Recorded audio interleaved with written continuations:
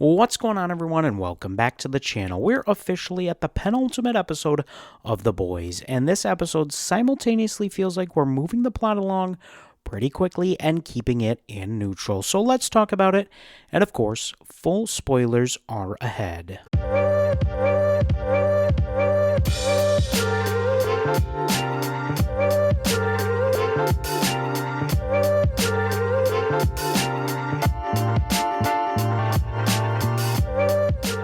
Right away, this episode moves fast. We get a Broadway musical at the church, and then boom, we've got Homelander killing the President of the United States.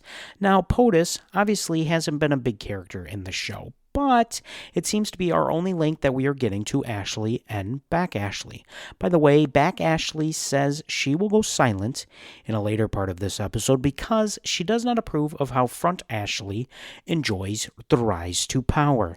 At this point, Homelander's not even pretending to care about his appearance anymore. He fully sees himself above everyone else. Anthony Stark continues to carry these scenes. He doesn't even need to yell. The character is still intimidating whenever he walks on the screen, and I will miss that when it's gone. Then, a little later, Homelander fully breaks up with the Deep while disbanding the Seven as a whole. The Deep storyline was classic Boys. We see him isolated, getting threatened by Shark Samuel L. Jackson, which is just amazing. But it happened because of the pipeline disaster, and it fits the tone of the show perfectly. There also is moments here where you can see the public is going to visually start to turn on him. We finally get our long-awaited Gen V entrance a little later. Marie Monroe and Jordan Lee get involved by arguing with Starlight in a couple of scenes, and that's kind of where it goes. Look, if you watch Gen V, it'll be cool to see the characters, but it'll certainly leave you wanting more, and with the cancellation of the next season, you might be out of luck. We also get an infiltration into Vought Studios. Throughout the episode, Father has been testing these people with images of Homelander as God. And these aren't just random people. These are supposedly the people that absolutely love him.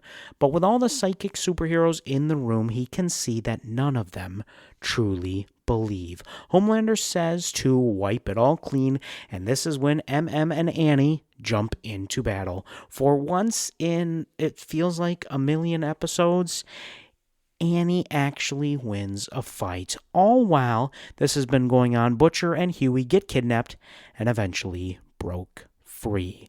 Look, these storylines are good. There is certainly a lot of exposition here, and while it works, it certainly changes the pace of the episode. And in the penultimate episode, if I'm going to be honest, it kind of feels out of place. But the real storyline of the episode, and I'd argue the only one that truly moves the plot forward, is the gang attempting to get Kimiko to gain powers just like Homelander. Throughout the episode, it feels like it might kill her, but maybe they catch a break at the last moment. Frenchie really had to use themes of love to convince Sage to help out, but ultimately that leads to Kimiko living.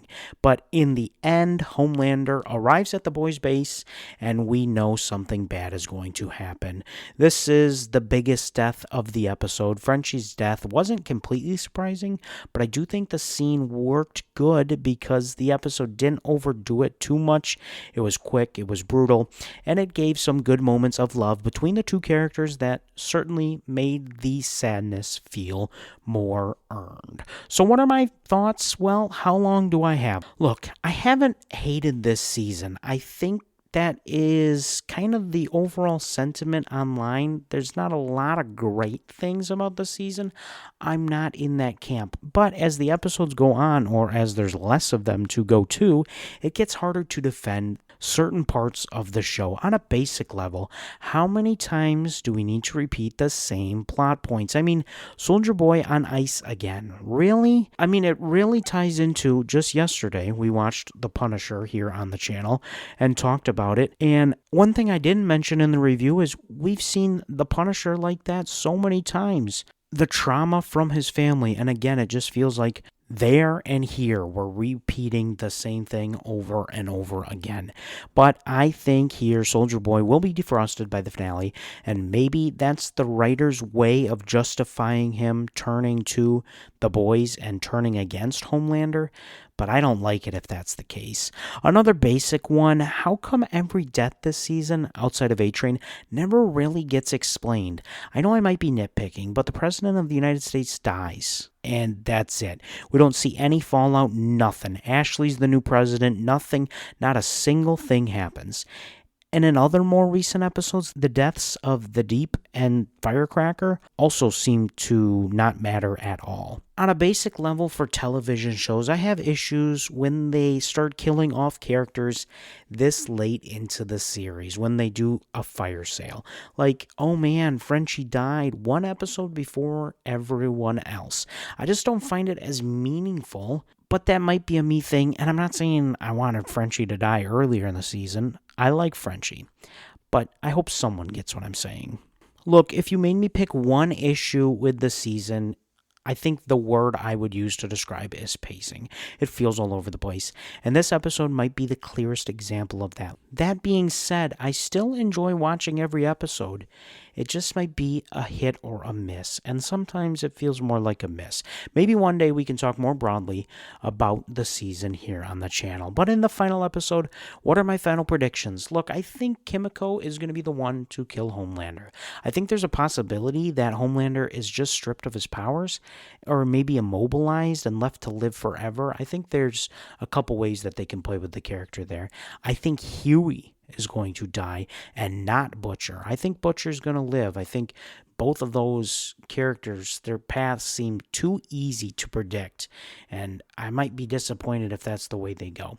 I also think the Deep and Ashley will live, but they will get publicly humiliated somehow before the final curtain call. So you'll have to let me know. First, what did you think of this specific episode? And then let me know your predictions for the finale in the comments section. And if you're right, I will like your comment, even though I probably will anyway. But that's it for this episode. Let me know in the comments all those things. And don't forget to like, comment, subscribe, and share the video. Now that you've got some time, you can go refill that popcorn bucket.